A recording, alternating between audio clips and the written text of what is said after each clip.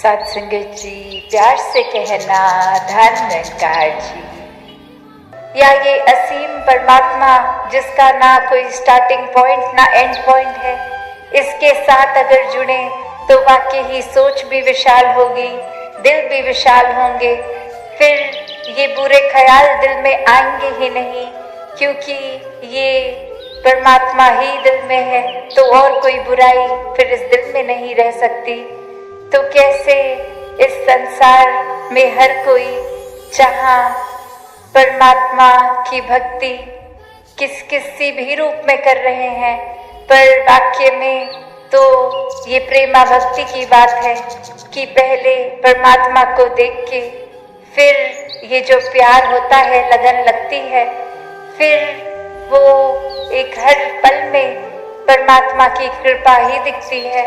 हर पल में चाहे वो हमारे हिसाब से कोई चीज़ ठीक है कि गलत है, ये मन में विश्वास है कि ये पूरे का किया सब कुछ पूरा, कि ये हमारे हिसाब से अगर ठीक नहीं भी है पर ये परमात्मा के अनुसार है तो बहुत ही ठीक है।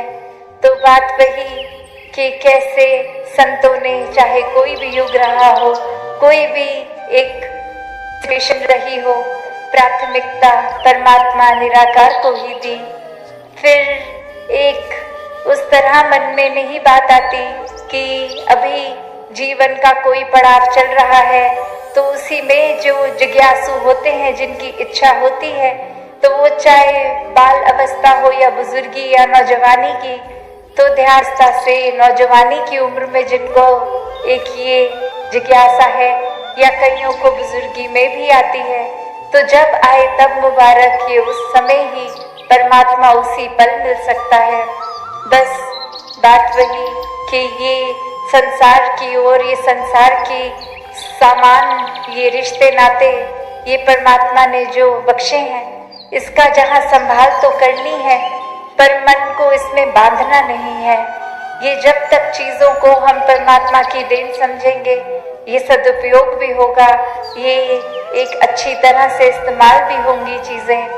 पर वही एक कोई वस्तु आज है कल नहीं है, उसके लिए मन को इतना परेशान कर लेना कि एक फिर उदासी भरा जीवन जीने लग पड़ना, तो ये तो फिर उस तरह से वस्तु के साथ इतनी अटैचमेंट हो गई कि परमात्मा ही नजर आना बंद हो गया। तो संतों ने हमेशा डिटैच्ड अटैचमेंट की बात की है कि ये सब चीज़ों को तो एक अच्छी बात है, मेहनत मशक्क़त करना, अपने घर परिवार को पालना, एक घर में आराम के लिए अन्य अन्य गैजेट्स लेके आना, पर ये सब होने के बावजूद ध्यान परमात्मा में लगाना, कैसे अपने मन को फिर चीज़ों में उलझाना नहीं है। ये परमात्मा में जितना ध्यान और लगाते हैं, अक्सर एहसास होता है कि घर के आपसी रिश्ते भी और संवर रहे हैं, उनमें और महक आ रही है। कैसे फिर कभी भी नज़र किसी की ओर पड़ती है तो वो बुरा या वो बेगाना लगता ही नहीं है, वो हर कोई अपने ही परिवार रूप दिखते हैं, अपना ही अक्स दिखता है। और कैसे फिर हर एक में परमात्मा रूप स्वयं, कि जब ये निराकार का एहसास है तो वो कण कण में है, तो हर एक में है, तो फिर कोई वजह नहीं बचती कि किसी से भी नफरत की जाए। फिर वो वजह नहीं बचती कि एक किसी की गलती पे उसको इतना बुरा अपने दिमाग में बांध ही लिया कि वो इंसान बुरा है।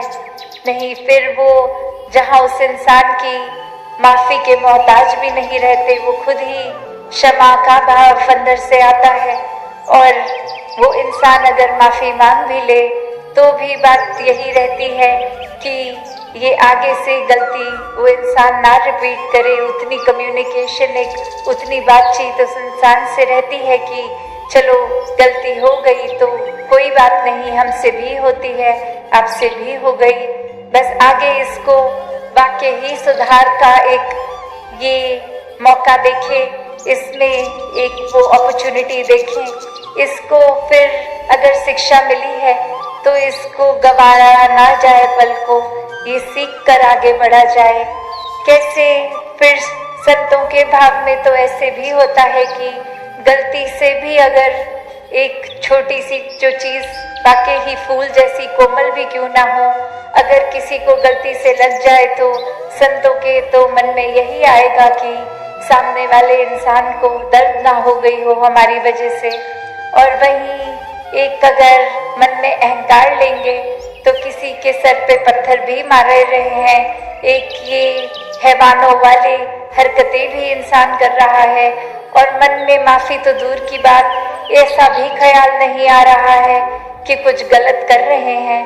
ये परमात्मा का एहसास ही नहीं तो फिर इंसान का शरीर तो है पर अंदर इंसानियत नहीं है। तो फिर ऐसा जीवन तो कहाँ एक मनुष्य कहलाने लायक भी जीवन है। तो इस दातार ने ये पोटेंशियल तो दिया है कि हम इंसान के शरीर में एक फरिश्ता भी बन सकते हैं, एक दानव भी बन सकते हैं। तो क्या बनना है? बात वही चेतनता की कि ये चेतनता को अपने जीवन में जिन्होंने अपनाया, संतमति को अपनाया, और तभी बार बार संत एक सेवा सुमिरन सत्संग के पहलू पे भी इतना जोर देते हैं कि अपने साथ साथ हर समय जब संतों का संग होगा ये सत्संग रूप में, तो फिर अच्छे विचारों के साथ साथ जीवन कैसे ये वाकई ही दिल से एक चेंज होता है। ये रवैया ऊपरी बनावटी नहीं, ये दिल का प्रवर्तन है। कैसे फिर एक वो भाव आता ही नहीं कि हमसे कोई नीचा है तो सभी पूज्य हैं, सभी ही के लिए ये सेवा भाव और हर समय सिमरन रूप अरदास भी, जहाँ खुद को भी एक बख्शवाने के लिए और वहीं हर एक के लिए अरदास ये संत करते हैं।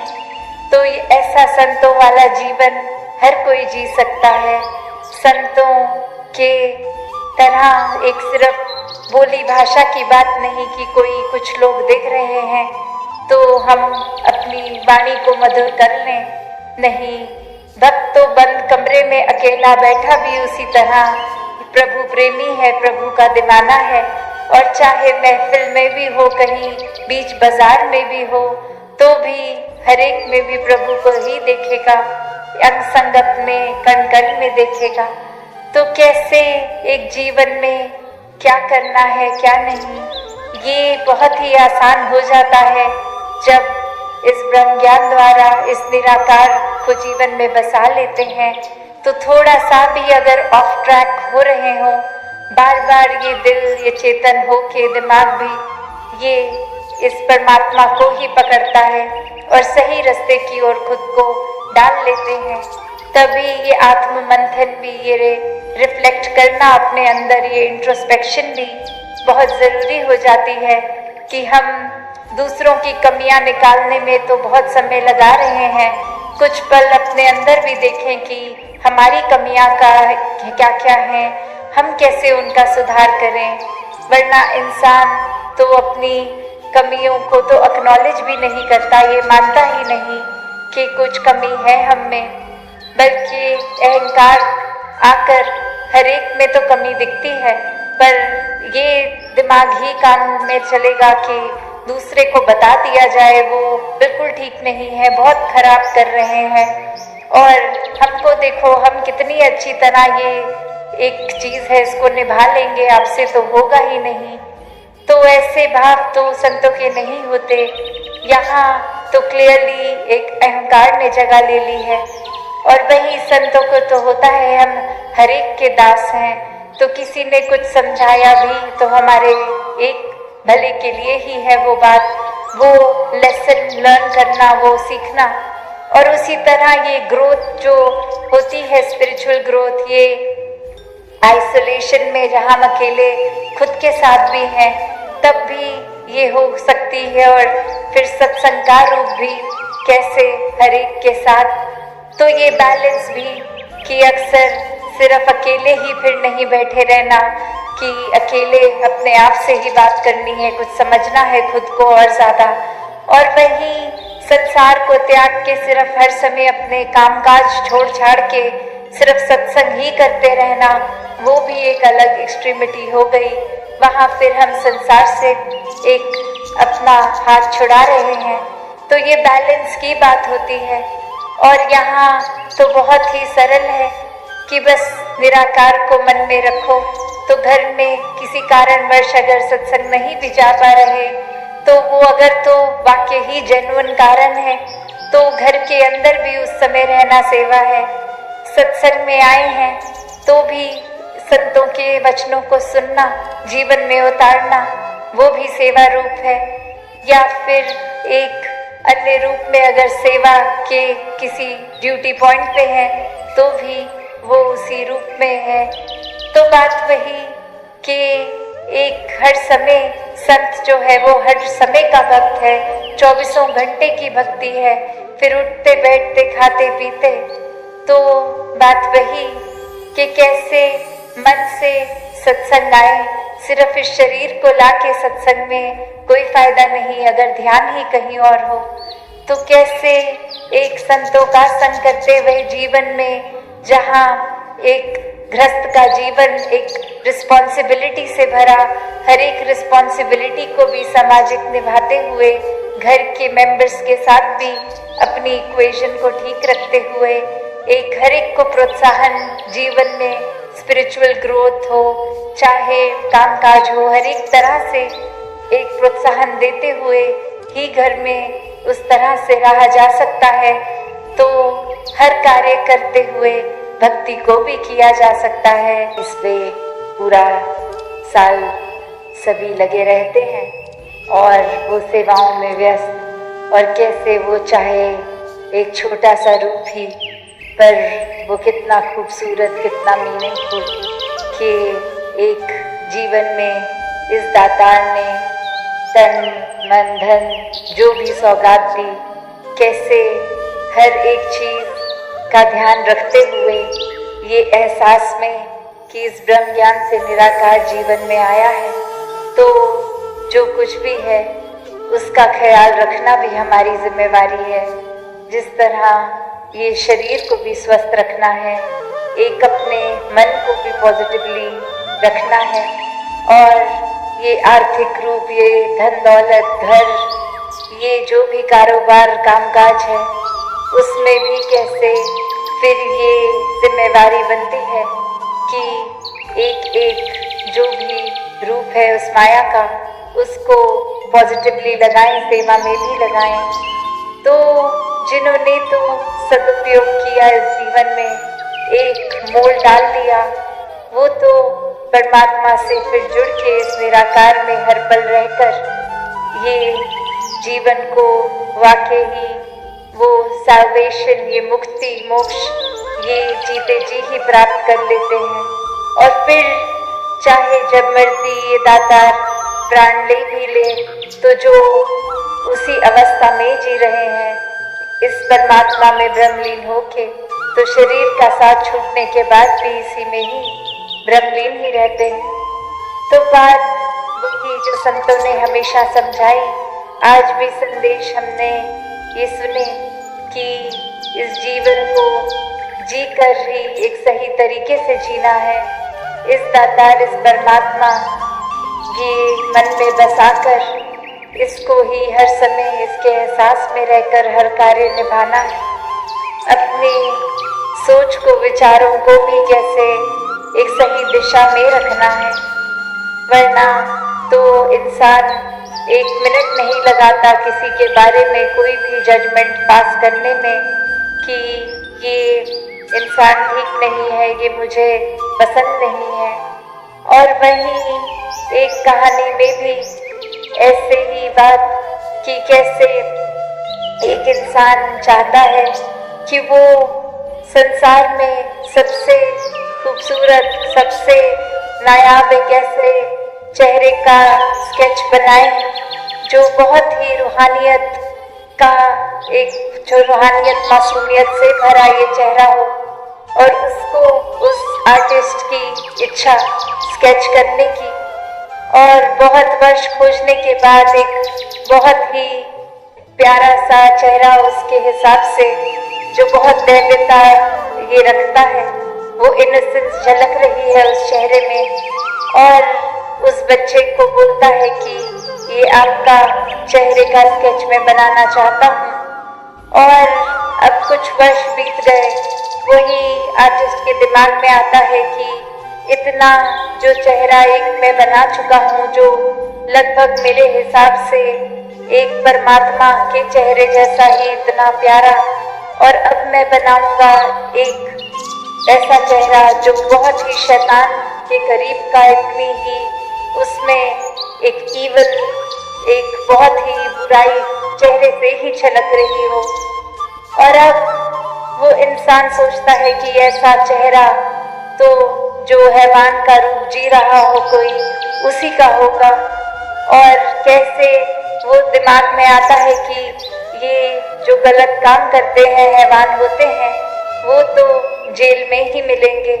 तो मैं दुनिया भर की जेलों में कोशिश करता हूँ कि मुझे मिले ऐसा चेहरा जिसको मैं स्केच कर पाऊँ फिर। और अब ऐसे ही वो कुछ जेलों में जाने के बाद जब एक जेल में आता है और वहाँ वो हैरान हो जाता है कि जो बच्चा इतने साल पहले वो मासूमियत से चेहरा भरा, वही वैसा ही कोई प्यारा चेहरा उसी इंसान का नजर आ जाता है जेल में। और वो हैरानगी की बात कि यहाँ तो मैं बहुत ही एक दीवान, एक ऐसे चेहरे को ढूंढने आया, और यहाँ तो ये चेहरा देखने में बहुत ही एक ठंडक महसूस हो रही है।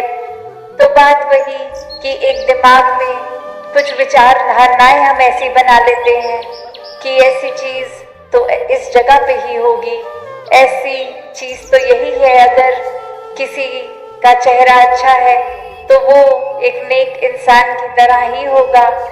पर बात वही कि ये शक्ल आकार वो तो जैसा है सो है। बात वही है कि हम कर्मों में कहाँ खड़े हैं, हमारी सोच कैसी है। यहाँ भी जैसे इस इंसान ने एक सोच लिया कि एक शक्ल जिसकी बुरी है वो बुरे काम ही करेगा तो वो जेल में मिलेगा, पर वहाँ तो उसको सुंदर शक्लें भी मिल रही हैं। तो बात वही, हम कैसे अपने जीवन में भी कोई भी वजह बना लेते हैं जहाँ एक इंसान से हमें कुछ एक उम्मीद है, या फिर हमारा सोच उस तरह का है कि हम सोचते हैं कि वो इंसान ये कर सकता है, ये नहीं कर सकता, या एक खुद ही जज कर दिया उस इंसान को, उसके लिए डिसाइड कर दिया कि ये अब गुण होंगे उसमें या ये गुण होंगे उसमें।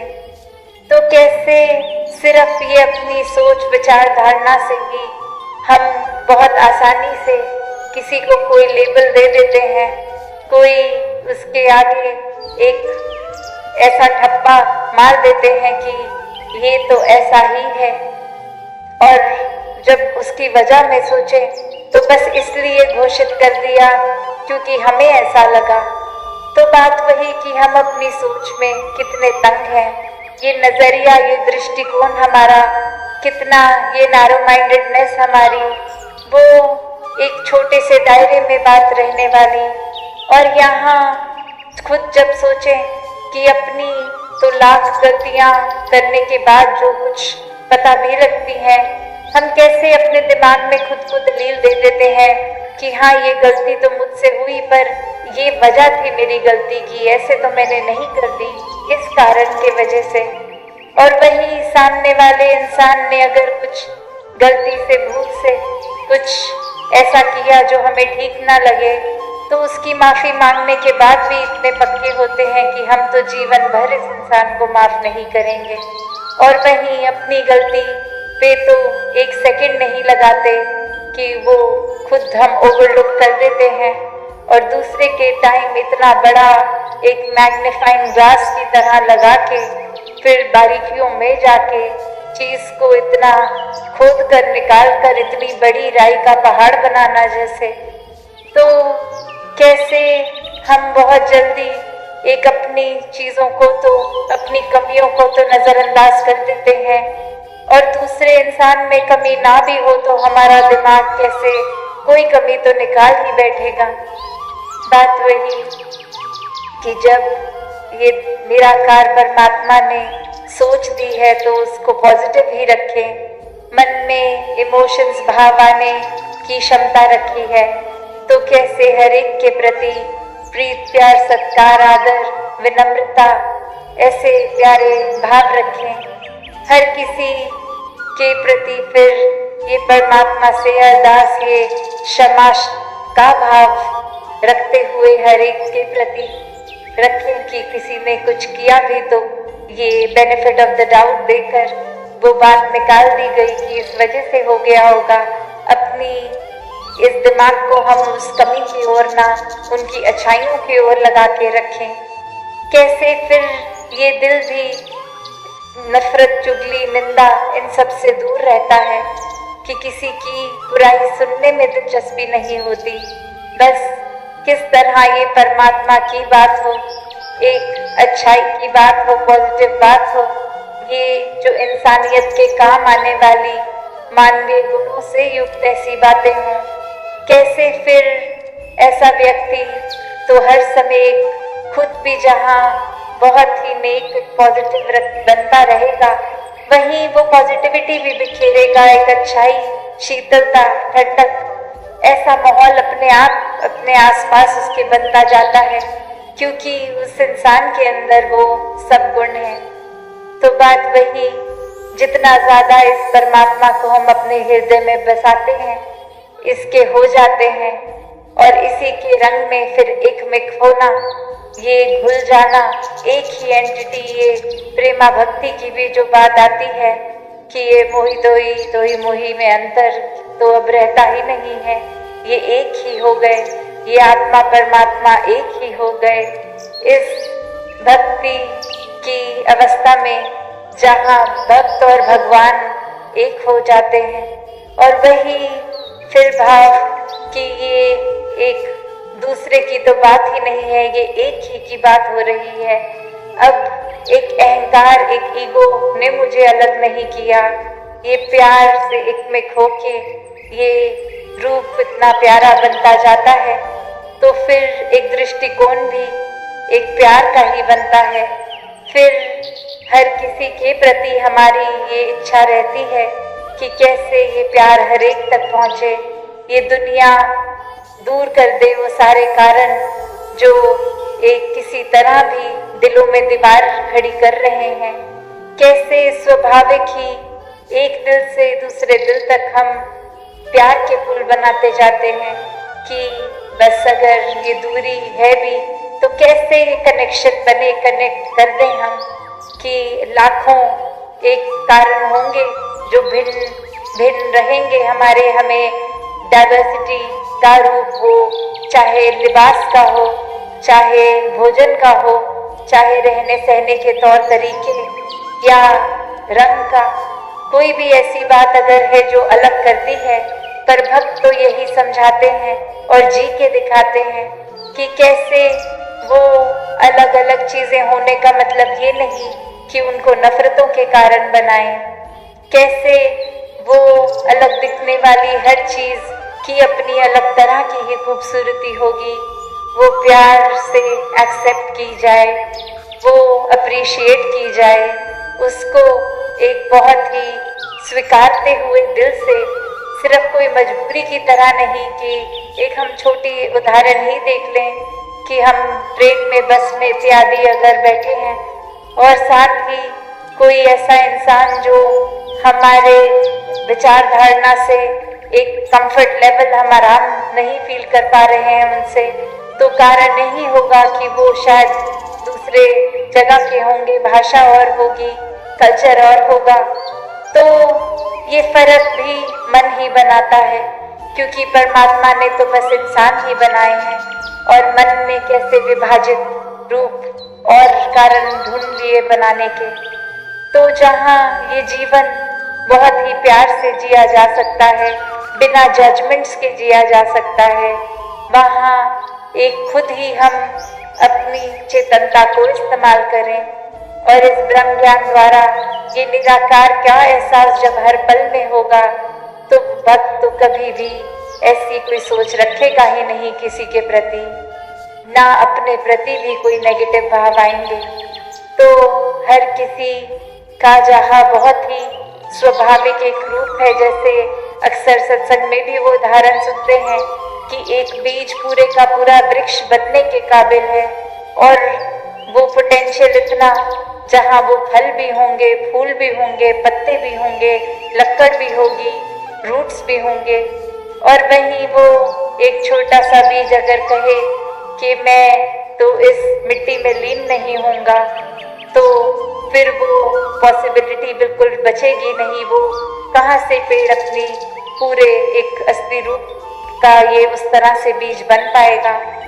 और उसी तरह अगर हम ये सोचें कि हम अहंकार, नफरत, निंदा सब जीवन में रखेंगे, पर हम बहुत ही दैवीय हो जाएं, हम प्रभु प्रेमी भी हो जाएं, तो बात वही कि ऐसा होना तो संभव है नहीं।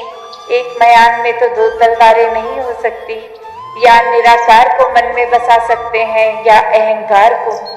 तो क्या है हमारा चुनाव? किस तरह का जीवन रखना चाहेंगे?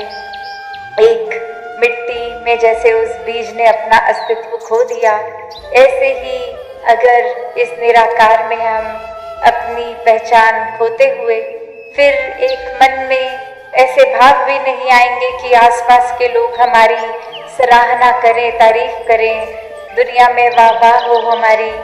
नहीं, फिर बस दासों के दास हैं ऐसा भाव हो, और हर किसी की काबिलियत पे फिर बहुत अच्छा लगता है कि ये अचीवमेंट्स हर एक को मिल रही हैं। एक नफरत नहीं जन्मती कि हमने तो ये अचीव नहीं किया, दूसरे को कैसे ये उपलब्धि मिल गई। नहीं, ये मन हर एक की खुशी में खुश रहकर खुश है। तो ऐसे ही भाव भक्तों के होते हैं, ऐसा ही जीवन भक्त जीते हैं। और हर एक में वो क्षमता है कि जब जीवन मिला है मनुष्य रूप में, तो ये मुक्ति के हकदार भी हैं। तो वो क्राइटेरिया सिर्फ यही कि कैसे अपने मन को एक सरेंडर करके, इस परमात्मा को प्राप्त करके, हर पल इसके एहसास में जीकर वाकई ही भक्ति को करते जाएं। अपने सारे काम काज, रिस्पॉन्सिबिलिटीज भी बहुत सहजता में ही फिर निभा लेता है भक्त। तो दातार हर एक पे कृपा करे, भक्तिमय जीवन, सेवा, सुमिरन, सत्संग से जुड़कर इस निराकार पे आधारित ऐसा जीवन हर कोई जीता जाए। सात संगत जी, धन निरंकार। सात संगत जी, प्यार से कहना धन निरंकार जी। सात संगत जी, घड़ी की सुइयों की तरह जीवन में अपने रिश्तों को हमेशा बनाए रखें। कोई फर्क नहीं पड़ता कि कोई तेज तो कोई धीमा, मायने रखते हैं जुड़े रहना। सात संगत जी, पूरे गुरु को समझ के सचनू, कछ नाल नाता तोड़न जो, कहे अवतार ओहो ने गुरु सीख, रब नाल नाता जोड़न जी। प्रभु बहुत दयालु है, रहमत का सागर है, जो भी इसकी शरण में आता है उसे बख्श देता है। इस बिन ऐसे जैसे जल की शरण में आने से गंदे से गंदा इंसान साफ हो जाता है। रहमत और दया के सागर निरंकार की शरण में आ जाओ, ये भूले भटके को गले लगाता है। सात संगत जी, इंसान की अच्छाई पर सब चुप रहते हैं, लेकिन चर्चा उसकी बुराई पर हो तो गूंगे भी बोल उठते। खुदा सामने खड़ा मगर आदमी अनजान में पड़ा। सतगुरु मिले तो समझ आया कि खुदा तो रोम रोम में बसा। अक्लों इल्जाम से अल्लाह समझ नहीं आता, जब मुर्शिद सतगुरु मिलते तो अल्लाह निरंकार का भेद खोलता है ब्रह्म ज्ञान देकर। सात संगत जी, कुरान के मुताबिक जमी से आसमान तक खुदा अल्लाह की बादशाहत है।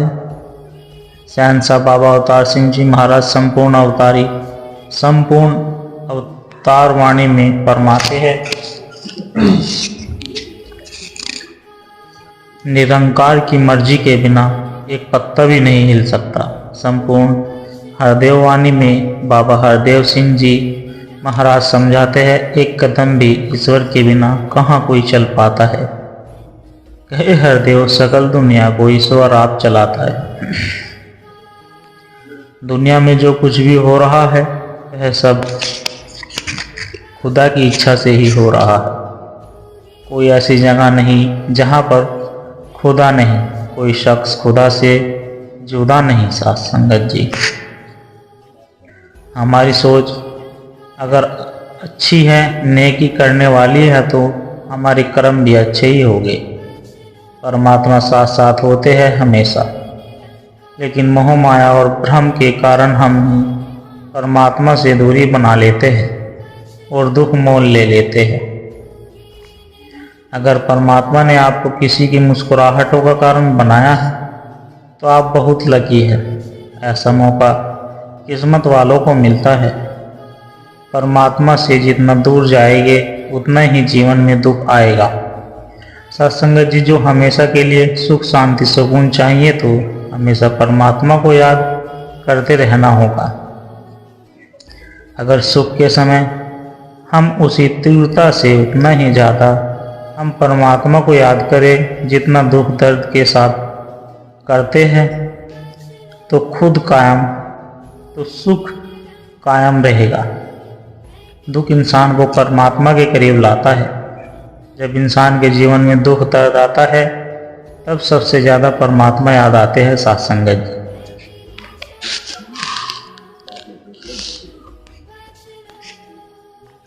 पढ़ी पढ़ावे कछु नहीं,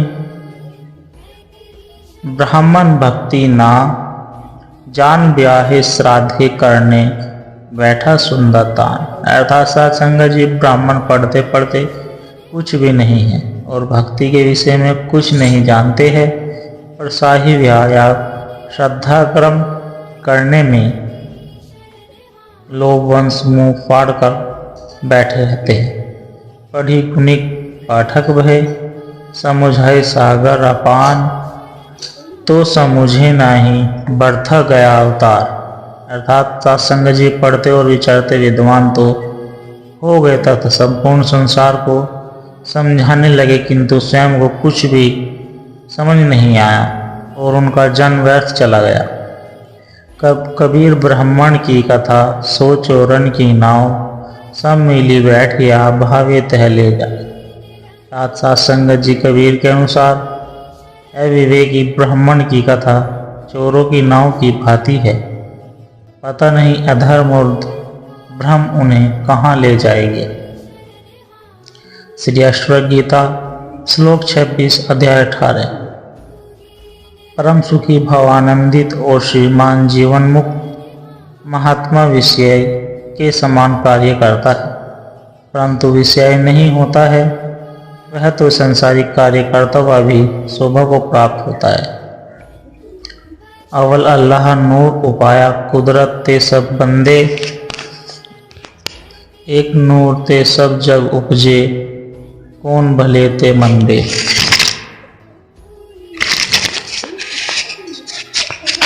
संगत जी, जर्रे जर्रे में खुदा है ये सब कहते हैं, लेकिन जो खुदा को महसूस एहसास कर लेता है उनको फिर खुदा ही खुदा दिखाई देता है हर जगह। संसारी मनुष्य माया रूपी जल में धुल मिलकर एक हो जाते हैं, किंतु यदि भक्ति की जामन लगाकर और सत्संग की मितखानी से मत कर उन्हें मक्खन के समान बना दिया जाता है, तो फिर वे सच्चे गुरुमुख बन जाते हैं। सत्संग जी, फूल बनकर मुस्कुराना जिंदगी, मुस्कुरा के गम भुलाना जिंदगी। जीत कर कोई खुश हो तो क्या हुआ, हार कर खुशियां मनाना भी जिंदगी। गुरु के दर पर जीते जी ही मर जाना भक्ति है। जीते जी मरने का मतलब कि हमेशा निरंकार का बोध एहसास बना रहे। जीते जी मरने का मतलब कि कभी हम अपनी औकात न भूले। ये याद रहे कि हम मिट्टी है, राख है, सबके चरणों की खाक है। अहंकार रहित जीवन जीते जी मरना है। निरंकार का बोध मतलब मृत्यु का बोध। जीते जी निरंकार में चले जाना, निरंकार में हमेशा निवास डेरा डाले हुए रहता है ब्रह्मज्ञानी। जिस मरने से जग डरे, मेरा मन आनंद मरने से ही पाए पूर्ण परमानंद। मृत्यु का एहसास मोक्ष है। मेरा हर वक्त गुजरे तेरे जिक्र करते करते, ये जुबान न थके तेरा जिक्र करते करते। मैं कर जाता हूँ अक्सर गुस्ताखिया, तू थकता नहीं मुझ पर रहमत करते करते। साथ संगत जी, जो कुछ नहीं यही सब कुछ है। कुछ नहीं को पाने के बाद हम भी कुछ नहीं रहते। अगर कुछ बन जाते हैं तो बंधन में आ जाते हैं। साथ संगत जी, गुरु पीरों की सोच सागर वाली होती है और इंसान की सोच कुएं के मेंढक की तरह होती है। वो उसी को अपनी दुनिया मानता है। ऐसे में उनकी प्रगति कैसे होगी? जीवन में कभी भी अपने आप को किसी से हीन या श्रेष्ठ भी नहीं समझे, क्योंकि श्रेष्ठता अहंकार पैदा करती है और हीनता आत्मविश्वास को कम कर देती है। 4 रोज की जिंदगी हंसी खुशी में बिताना चाहिए। जितना हो सके पुण्य कमाना चाहिए। परमात्मा पुण्य है जो सदा काम आते हैं। खुदा से दिल लगाने वाले मस्त मौला बिंदास रहते हैं, इस विश्वास के साथ कि खुदा जो भी करेगा बहुत अच्छा करेगा। साथ संगत जी, उम्मीद रब से रखिए, सबसे नहीं। रब राजी तो सब राजी, रब है तो सब है। चिंता और चिंतन। चिंता चिता के समान है। चिंता करने से चिंता और भी बढ़ती है। चिंतन यानी स्मरण प्रभु का करने से चिंता दूर होती है। न चाहते हुए भी मनुष्य चिंता करने लगता है। चिंता मनुष्य को सताने लगती है, लेकिन एक बात हमेशा याद रखनी चाहिए कि चिंता करने से चिंता दूर नहीं होती, बल्कि चिंतन प्रभु का करने से उलझन से भी उलझन सुलझ जाती है। रास्ता निकल आता है। सत्संग, सेवा, सुमरन, भजन, कीर्तन करने से प्रभु पर विश्वास आता है और चिंता दुख मुसीबत का हल निकल आता है। साथ संगत जी, जिस धन और वैभव की खातिर मानव दौड़ लगाता है, सदगुरु की सेवा से यह धन स्वयं ही दौड़ा आता है। जिन सुखों की खोज प्रतिपल है, मेरे मन नीत करो, सब सुख बनकर दास रहेगे, यदि संतों से प्रीत करो। जिस इज्जत और मान की खातिर भले काम तू करता है, संत जनों की सेवा से तो वह यश फल में मिलता है। लाखों औषधि ले लो, चाहे दूर न होता मन का रोग, राम नाम की औषधि पी लो, मिट जाएगा सारा शोक। नाम प्रभु का अमर खजाना, बड़ा हर एक खजाने से, कहे हर अवतार यह है मिलता, गुरु को शीश झुकाने से। साथ संगत जी, संसारी मनुष्य माया रूपी जल में घुल मिलकर एक हो जाते हैं, किंतु यदि भक्ति की जामन लगाकर और सत्संग की मथानी से मतकर उन्हें मक्खन के समान बना दिया जाता, फिर वे सच्चे गुरुमुख बन जाते। साथ संगत जी, श्री अष्टवक्र गीता श्लोक 25 अध्याय 18। यह कर्म शरीर ने किया है, मैंने नहीं।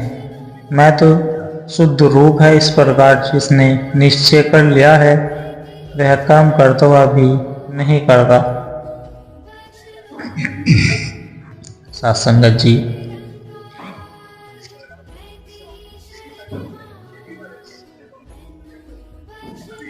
फल चाहो तो बीज डालकर फल का पेड़ लगाना होगा। हरि दर्शन को सतगुरु चरणों में यहाँ शीश झुकाना होगा। युगों से पढ़ता सुनता आया, पर प्रभु का दीदार न पाया। होगा फायदा पढ़े सुने का, उसको कर्म में लाना होगा। सेवा का फल मिल जाता है, जीवन में सुख मिल जाता है। आत्मा का सुख पाने को रब से एकमिक हो जाना होगा। गुरु वचनों को दोहराना भी बात तो अच्छी है संतो, मन से बसाकर वचन गुरु के करके अमल सुनाना होगा। बचपन से ही देख के औरों को हम सब ने सीखा है, बातों से कुछ भी नहीं बनेगी, खुद को भी समझाना होगा। संगीत का रस और बोल भी सुन के सर तो हिलाते हैं, लेकिन सभी करेंगे नकल हमारी करके हमें दिखाना होगा। चाहे गुरु जो करना संतो वो भक्ति होगी पूरी, तभी अपनी मैं को तू में बदलना और तू ही बन जाना होगा। साथ संगत जी प्यार से कहना, धन निरंकार जी।